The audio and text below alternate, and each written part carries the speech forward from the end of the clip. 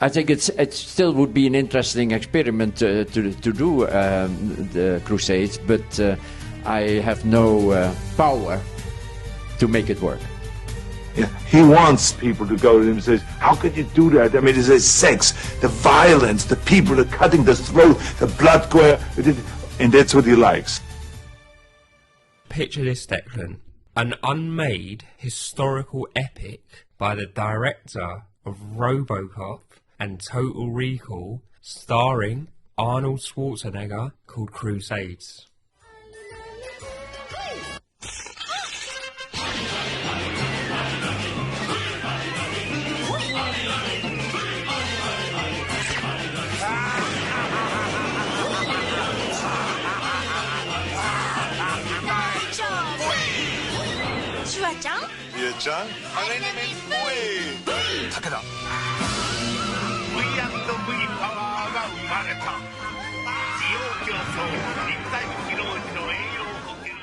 You said Schwarzenegger and Swords and Sandals epic, so my brain went straight to Conan, so I was picturing the 80s, but what decade was this?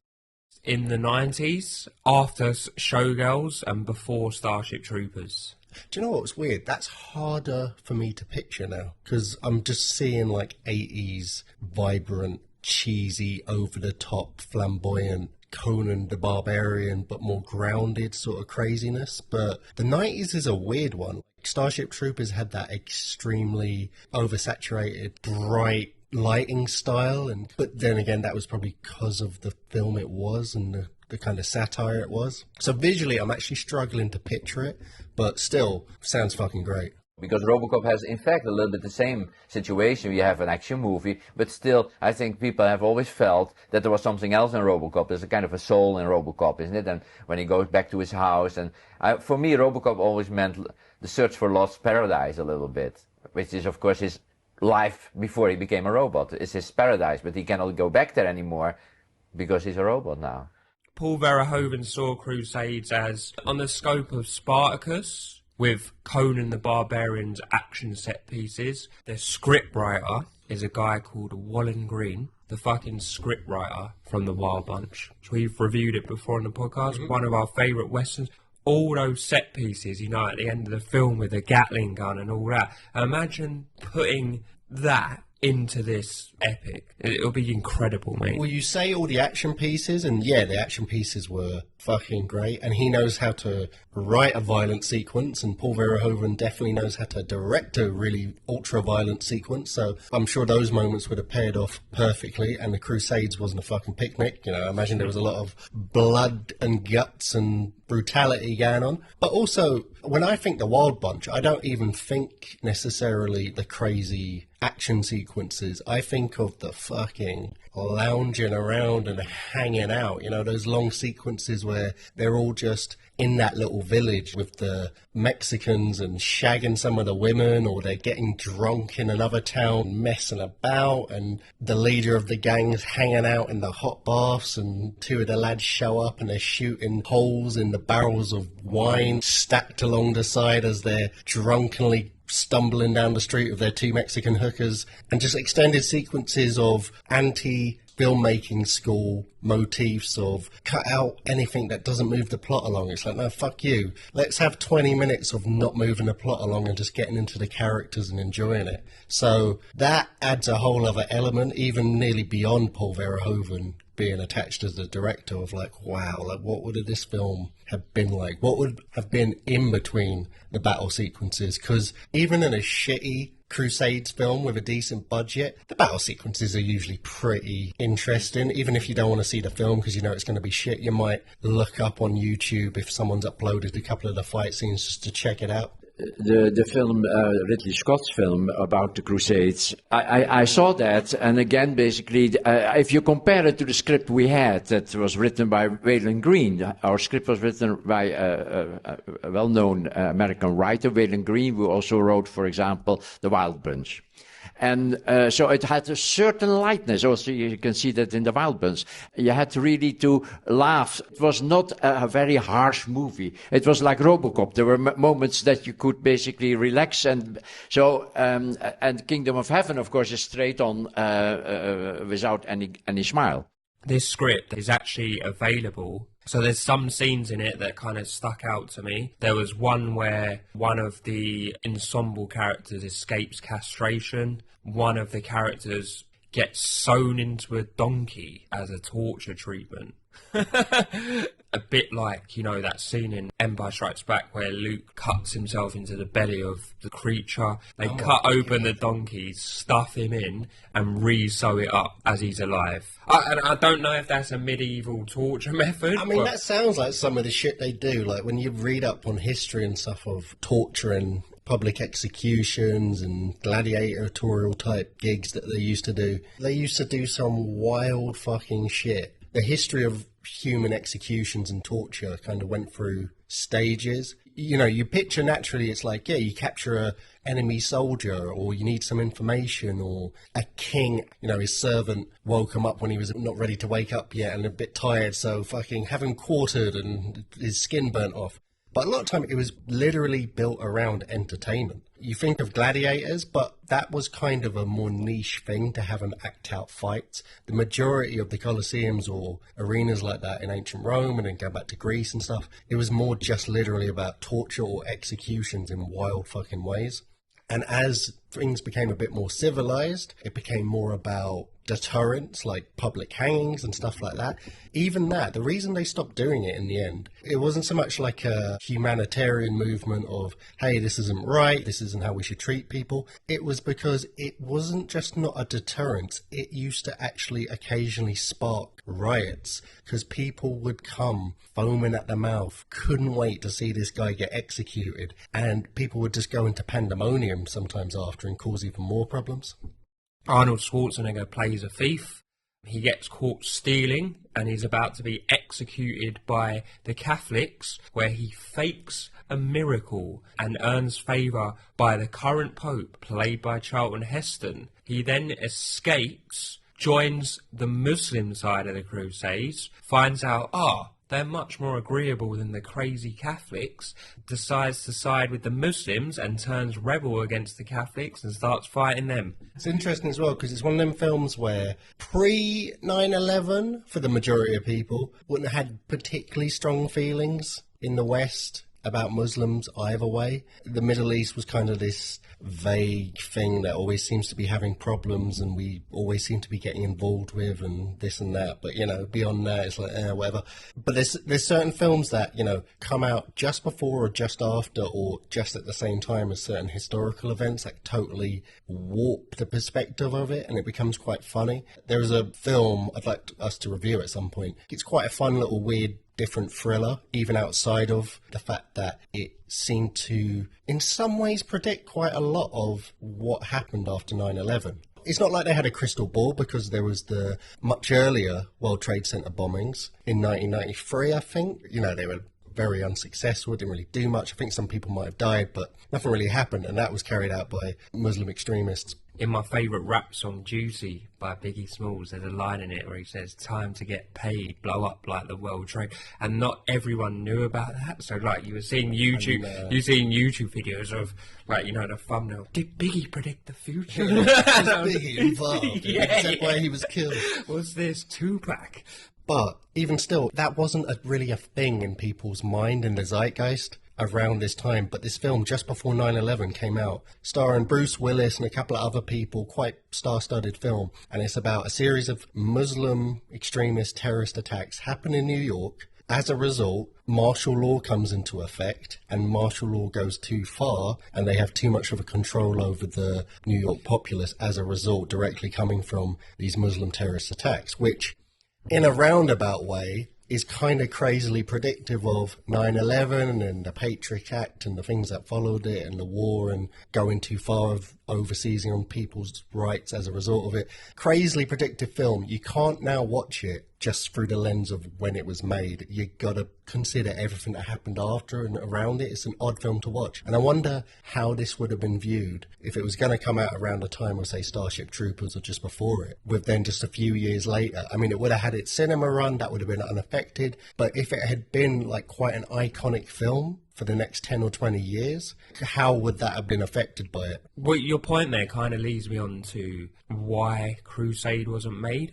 It was being greenlit by a studio called Carolco. They were already financially strained because they were making a film called Cutthroat Island, which is like some weird pirate film. And obviously Paul Verhoeven went to them about Crusades at the same time they were making Cutthroat Island and was like, I've got this idea. And Arnold Schwarzenegger recounts they were sitting in a key critical meeting about Crusades. Carolco said to Paul Verhoeven, we're making Cutthroat Island, we're pumping more and more money into it, the shoot's not going well, but they're kind of like, we're already so far advanced, we need to kind of finish it, we can't, you know, pull out of it. Can you guarantee us that you can make Crusades for under 100 million or around the 100 million mark? And Paul Verhoeven, being the zany guy he is, apparently he started like shouting out, there are no guarantees in filmmaking. And obviously they were like, fuck this up, we can't do it. You know, it's all about he wants to make you boil. He will say something outrageous just because he knows that he will get a wild reaction back. And that's what makes then a stimulating conversation. That's what he wants. He doesn't want everyone to just say, oh, I love your movies. They're so interesting, so colorful, and they're so peaceful. Yeah, he wants people to go to him and say, how could you do that? I mean, it's the sex, the violence, the people, the cutting the throat, the blood going. Why would he get off of something like that? He likes when you come out like that. And then he will come back and he will say, oh, that's what life is all about, isn't it? In reality, I mean, look at the Bible, is about. And he would then get into it, and that's what he likes. 井上さん、さっきの取引はやめさせてもらいます。そんなことせん。やめさせてもらいます。そんなことせん。よし、ジンジン、ボイボイ。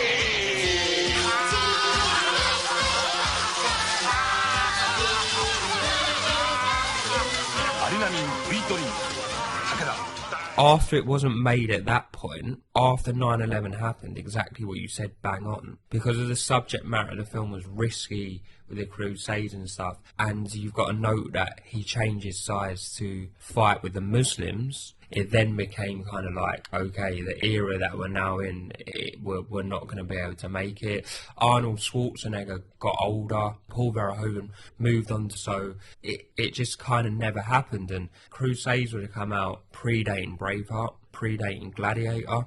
Obviously, if it done well, it would have maybe catapulted Arnold Schwarzenegger into contention to be like, okay, this guy can actually act. Like, we don't have to typecast him into this and that. And you know, I always like to look at timelines of films. I thought, hang on, this film seems brilliant, but would it have stopped Starship Troopers being made? It was going to be after Showgirls, but before Starship Troopers, and Starship Troopers wasn't made by Carolco, it was greenlit by TriStar, so it was a separate studios.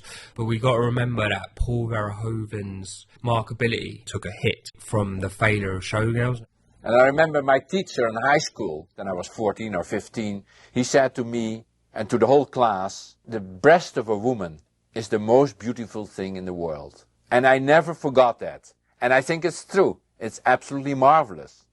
And so when I thought that I could do a movie, including that in a natural way, because these girls are topless or completely nude, I thought it would be great. We talked before about Starship Troopers, what a brilliant film it is, just as a corny action film, but actually it's a genius, multi-layered fucking satire. A rare, ingenious, high-concept film. The fact that it went so over critics' heads is honestly a testament to that critics fucking, you have one job, and if you can't see that film for what it really is and explain to the audience, this isn't just a corny, fun action film, this is something else, like go enjoy it, then what is the point of your existence? Showgirls is the same, where it's more than just, hey, let's see some tits, it's arty trash. The same way Tarantino, it's not like he's not technically very good or he doesn't pay attention, and that's why the reel burns out at one point in his film, or there's spots, or there's a strange edit. It's he loves grindhouse films, so he's emulating that, but with a high technical level and creative level. And it's the same thing with Showgirls, I think, but I can understand why people hated it. From a visual point of view, it's of course a complete extravaganza, because of all the colors and the dancing and the costumes and all that, you know. So we wanted to create something which had a kind of a Vegas feeling over the, let's say, nearly over the top feeling in a musical and theatrical way.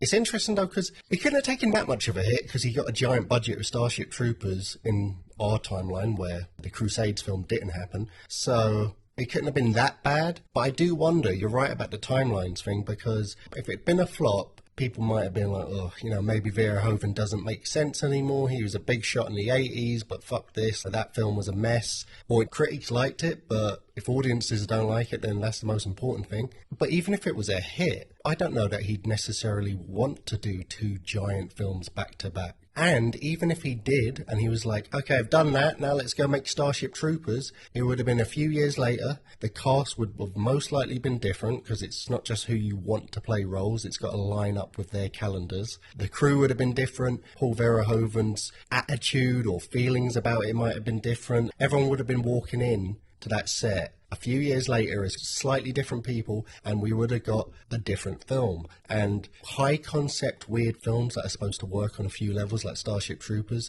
that's a hard line to walk. And even if it wouldn't have been not very good, it just would have been a different Starship Troopers. And I love Starship Troopers so much. As good as this film sounds, I would not gamble on this alternative timeline that we'd have to trade off the Starship Troopers we love for a potentially not as good one, even if this film turned out to be amazing.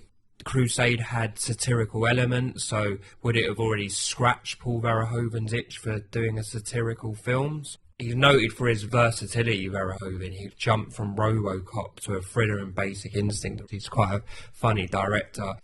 Well, I'm really in the middle of the people. I mean, when there is something happening, I'm there. I mean, I fight with them to show what should be done.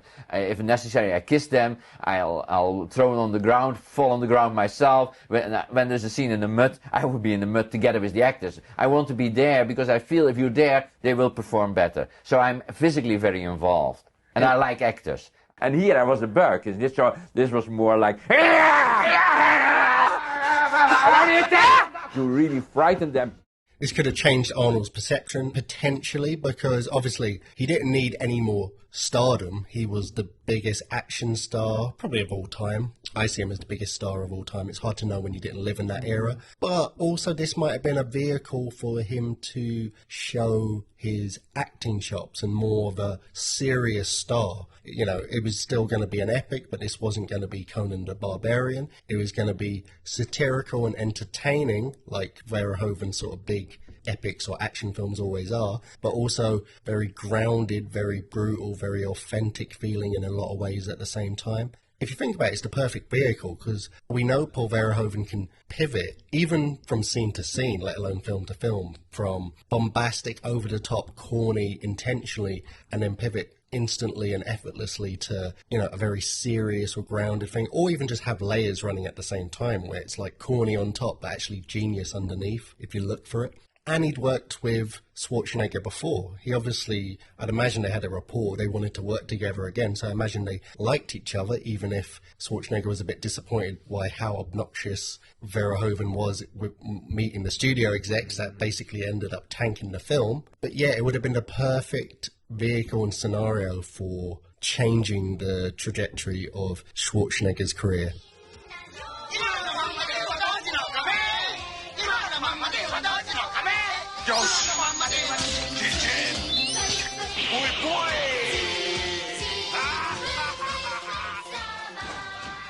And from the moment that Arnold said, I want to do it, it was made. Now Arnold probably together with Carolco decided that I would be a good choice. So I was invited to a meeting and they said, this is the script, this is Arnold, you want to do it. The script has two levels, in fact, isn't it? It's a big science fiction action movie, but it has also something else. It's about something about the mind or your sense of reality. Is what we are living in, is this real, or are we the dream of somebody else? Yeah, are we God's dream, or are we really in complete reality? That aspect is there a little bit, and I think they thought that I could hit that level too. That I would do all the action and the science fiction well, but I could also give it another touch that would make the film not empty. I don't think it's an empty film. But again, as we spoke about alternative timelines, I'm pretty happy with Arnold Schwarzenegger's career. I love his films, good and bad. They're always watchable. He's always compelling for whatever reason. So again, I wouldn't necessarily take the gamble, but it is interesting. Like it feels like a stars aligning thing to be a very different and potentially iconic role for him. I mean, this film ultimately failed, again, due to financial issues. Carolco's choice to go with Cutthroat Island, which had a budget of over 100 million and grossed something like 10 million, finished the studio. If they went with Crusade, it probably would have saved them. Paul Verhoeven's zany arrogance, he could have maybe just told a white lie and be like, oh yeah, of course we'll make it under 100 million. If it went slightly over, then maybe he could have got made. So he maybe should have approached that meeting with a bit of more mediation. We might have seen Crusades, but do you know what? I'm fucking gutted, man. Like, literally, this film starring Arnie, with Paul Verhoeven's signature style, with Walon Green, the scriptwriter of Wild Bunch, it would have been fucking sick. For example, the end of the movie Crusades is after he has done the Crusades and people want him to make the king, Arnold, the king of Jerusalem, what was Gottfried von Bouillon, bien sûr. And then he doesn't do that. He says, no, I found a woman and I go to, and in fact the ending was really cultiver son jardin. That's not heroic, yeah. But that was the end of the movie, really. It was really Voltaire was bomb. That's my statement. I'm gutted that studio went bankrupt. I've not really ever even heard of them before. I'm sure I'd probably recognise their logo popping up before certain films, like Terminator, which they made a few years before for the biggest budget at the time. And it's interesting because you're talking about these wild budgets, Terminator, biggest budget film at the time a few years before. They were apparently gonna hand Paul Verhoeven 100 million for this film. You can say, okay, it was Arnold Schwarzenegger vehicle, swords and sandals epic, it was going to be violent, it was the guy that made RoboCop and other ultra-violent action film successes before, so it's not like they were making a Terrence Malick film, but at the same time, this wasn't the 70s, this was coming off the back of the 80s, the corny commercialised studios taking back power from the directors' 80s into the 90s. The 90s was a really interesting time for cinema. A lot of cynicism and stuff was in vogue, even in mainstream stuff. But still, a studio was taking a chance handing 100 million off to Paul Verhoeven, who they know isn't just going to make a straight swords and sandals epic. He's going to be doing some other shit. It's going to be wild. It's going to be violent. It's going to be an 18. They're not going to be getting like the fucking families in, losing a lot of the market whilst having all of the market budget. But they were taking those sort of chances. It is a shame because, you want studios to take more chances, but studios don't go bankrupt very often, especially the really big ones, but even the smaller ones. The most notable ones, what happened to United Artists? Too much power to Camino, too much power to the creative side, and it ended up bankrupting them and ending them. And the same thing happened with this company. So, it's a shame it didn't get made, and it's a shame that studio went bust. When we were working on the movie, and we were already building, in fact, the walls of Jerusalem in Morocco, it turned out that the company that I was working with, Carolco, couldn't afford it. And Arnold, we had pay or play contract. So Mario Casar, head of the company, owned him, whatever, $12 million or something. And so they paid Arnold some money and they gave him the script. So the only person that can revive the Crusade is Arnold. So I think it still would be an interesting experiment to do Crusades, but I have no power to make it work.